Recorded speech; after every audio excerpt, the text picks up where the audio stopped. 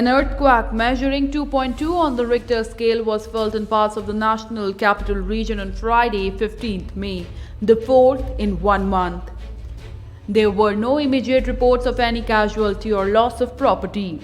The epicenter was 13 km northwest of Delhi, the National Center of Seismology (NCS) said.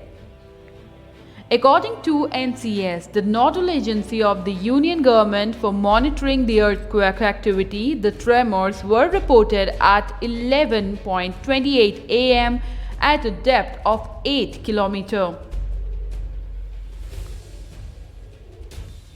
On 12th April, 13th April and 10th May, mild intensity earthquakes were felt in the region having epicenter in Delhi.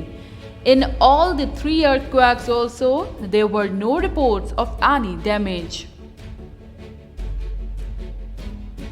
Earlier, an official from the Seismology Center told media, Delhi has been witnessing earthquakes in the range of 2 to 3 magnitude frequently. There is nothing to worry about as they are normal phenomenon.